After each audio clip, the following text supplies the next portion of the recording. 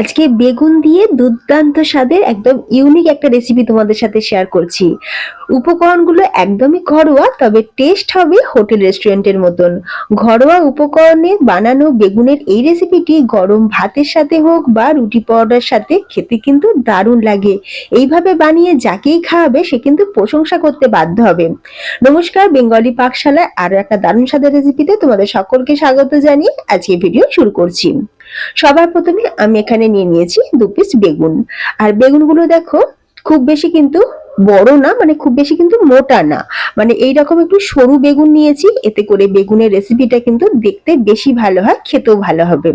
এখন আমরা বেগুনগুলোকে রিং পিস করে কেটে নেব। খুব বেশি কিন্তু পাতলা করব না, একটু মোটা মোটা পিস করে বেগুনগুলোকে প্রথমে কেটে নেব। বেগুনগুলো কাটা হয়ে গেছে। এখন আমি কি করছি, একটা পাত্রের মধ্যে তুলে নিয়ে বেগুনগুলোকে ভালো করে ধুয়ে নেব। খুব ভালো করে বেগুনগুলোকে জল পাল্টে পাল্টে দুবার ধুয়ে নিয়েছি। এখন আমরা বেগুনগুলোকে একটা প্লেটের মধ্যে তুলে নেব। ভালো করে জলটাকে ঝরিয়ে নিয়ে তারপর একটা প্লেটের মধ্যে তুলে নেব। এরপর আমরা কিছু মশলা দিয়ে দিচ্ছি। প্রথমেই দিয়ে দিলাম স্বাদ অনুযায়ী লবণ, এরপর দিয়ে দিচ্ছি অল্প সামান্য হলুদ আর অল্প সামান্য লঙ্কার গুঁড়ো, আর দিয়ে দিচ্ছি অল্প সামান্য পরিমাণে একটু চিনি। সব শেষে দিয়ে দিলাম অল্প সামান্য পরিমাণে একটু সর্ষের তেল। বাড়িতে যখন মা বেগুন ভাজা করে দেখেছি একটু চিনি দিতে, এতে করে বেগুনটা খুব সুন্দর টেস্ট হয় খেতে। এবার মশলাগুলো বেগুনের গায়েতে খুব ভালো করে মাখিয়ে নেব। অন্যদিকে গ্যাসের উপরে ফ্রাই প্যান বসিয়ে দিয়ে দিচ্ছি এখানে সাদা তেল। তোমরা চাইলে কিন্তু সর্ষের তেলও করতে পারো। তেলটা ভালোভাবে গরম হয়ে গেলে এখানে আমি দিয়ে দেবো পেঁয়াজ। এখানে মোটামুটি 4টে ছোট সাইজের পেঁয়াজ, মানে খুব বেশি ছোট নয় আবার খুব বেশি বড়ও নয়। তো এই পেঁয়াজগুলোকে একদম পাতলা পাতলা করে কেটেছিলাম, সরু সরু করে কেটেছিলাম। তারপর পেঁয়াজগুলোকে সুন্দর করে বেরেস্তা করে নেব। বেরেস্তা করার সময় গ্যাসের ফ্লেমটা আমি মিডিয়াম টু হাইতে রেখেছি। আর যখন দেখবে পেঁয়াজটির কালারটা ঠিক এইরকম হয়ে যাবে, বেরেস্তার মতন কালার চলে আসবে, তখন তেল ঝরিয়ে তুলে নেব। ফ্রাই প্যানে যে অবশিষ্ট তেল রয়েছে তার মধ্যে আমরা বেগুনগুলোকে ভেজে নেব। বেগুন ভাজতে গেলে দেখবে প্রচন্ড তেল টানে, মানে বিশেষ করে এই গোল গোল বেগুনগুলো ভাজার সময় কিন্তু তেল অনেক বেশি লাগে। তো তোমরা কি করবে, বেগুনগুলো তেলের মধ্যে দেওয়ার পর সাথে সাথে আমি এটাকে চাপা দিয়ে দেবো। একটু চাপা দিয়ে যদি বেগুন ভাজা যায় তাহলে বেগুনগুলো ভাজতেও যেমন তেল কম লাগবে, তেমনি খুব তাড়াতাড়ি কিন্তু বেগুনগুলো নরমও হয়ে যাবে। তবে হ্যাঁ, গ্যাসের ফ্লেম কিন্তু লোতে রাখতে হবে। আমি দেখো লো ফ্লেমে বেগুনগুলোকে ঠিক এইভাবে ভেজে নিলাম। তো ঢাকনা খুলে দিয়েছি আর বেগুনগুলো দেখো কত সুন্দরভাবে ভাজা হয়ে গেছে দুটো সাইড। এখন তেল ঝরিয়ে তুলে নিচ্ছি। চাপা দিয়ে ভাজার ফলে দেখো ফ্রাই প্যানে এখনো বেশ খানিকটা দেখো তেল কিন্তু রয়ে গেছে। তো একই রকম ভাবে সবকটা বেগুন ভাজা হয়ে গেছে। অন্যদিকে এবার একটা মশলা রেডি করব। এখানে আমি নিয়ে নিয়েছি বেশ অনেকটা পরিমাণে ধনেপাতা, কাঁচা লঙ্কা নিয়েছি, আদা নিয়েছি, রসুন নিয়েছি, আর নিয়েছি সেই বেরেস্তা। এখন এই সবকিছুকে আমরা মিক্সিতে দিয়ে দেবো।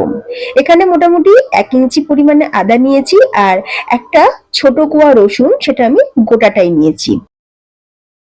সবকিছু মিক্সিতে দিয়ে দিলাম।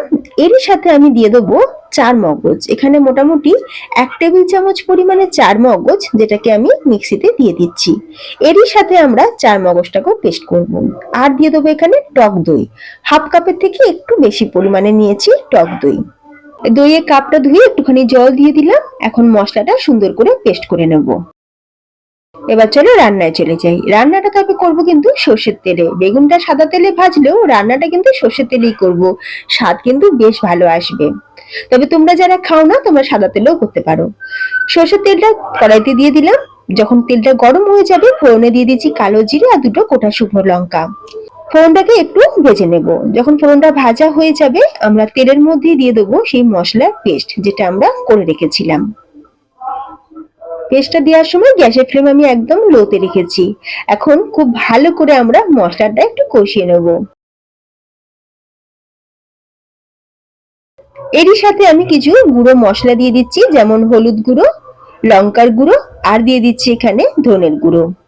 অল্প সামান্য একটু জল দিয়ে খুব ভালো করে আবারও আমরা মশলাটা কিছুক্ষণ কষিয়ে নেব। যে কোনো রান্নার ক্ষেত্রে মশলা যত ভালোভাবে কষানো হবে রান্নার টেস্টও কিন্তু তত বাড়বে। আর তোমরা দেখতেই পাচ্ছ বেশ কিছুক্ষণ কষানোর পর সাইড থেকে এরকম তেলও ছেড়ে দিয়েছে। এখন দিয়ে দিচ্ছি এখানে উষ্ণ গরম জল। স্বাদ অনুযায়ী লবণ দিয়ে দিলাম, অল্প সামান্য একটু চিনি দিয়ে দিচ্ছি। যেহেতু আমরা টক দই দিয়েছি তাই টকটা ব্যালেন্স হবে। একবার ভালো করে মিক্স করে নিলাম। এরপর যখন গ্রেভিটা ফুটতে শুরু করবে একে একে আমরা বেগুনগুলোকে দিয়ে দেবো। সবকটা বেগুন আমি একে একে দিয়ে দিলাম। বেগুনগুলো দিয়ে কিন্তু খুব বেশিক্ষণ আমরা ফোটাবো না, যেহেতু গোল বেগুন তাই এই বেগুনগুলো দেখবে খুব নরম হয়, সফট হয়। চাপা দিয়ে আমি 2 থেকে 3 মিনিট গ্রেভির সাথে ফুটিয়ে নিয়েছি বেগুনগুলোকে। তো তৈরি আমাদের কিন্তু দারুণ স্বাদের ধনিয়া বেগুন বা ধনেপাতা বেগুন। এত সুন্দর টেস্ট, গরম ভাতের সাথে খেতে কিন্তু অপূর্ব লাগবে। রুটির পরোটার সাথেও কিন্তু দারুণ লাগে খেতে। বাড়িতে যদি এইভাবে একবারও না বানানো হয়ে থাকে তোমরা কিন্তু অবশ্যই একবার ধনিয়া বেগুন বাড়িতে বানিয়ে দেখো। খেতে কিন্তু একদম পুরো হোটেল রেস্টুরেন্টের থেকে কোনো অংশে কম নয়। এইভাবে বানিয়ে যাকেই খাওয়াবে সে কিন্তু প্রশংসা করতে বাধ্য হবে। আর এই একটা পদ দিয়ে কিন্তু ডিনার বা লাঞ্চ দুটোই সারা হয়ে যাবে। রেসিপিটা ভালো লাগলে আত্মীয় স্বজন বন্ধুদের মধ্যে শেয়ার করে দিও। আর যে সকল বন্ধুরা আমার চ্যানেলের ভিডিও দেখছো ঠিকই অথচ চ্যানেলটি এখনো সাবস্ক্রাইব করে উঠতে পারোনি, তোমাদের কাছে রিকোয়েস্ট রইল চ্যানেলটি সাবস্ক্রাইব করে পাশে থেকো। আর তোমরা দেখতেই পাচ্ছ, দেখো ফ্রেন্ডস বেগুনটা কতটা নরম আর সফট হয়েছে।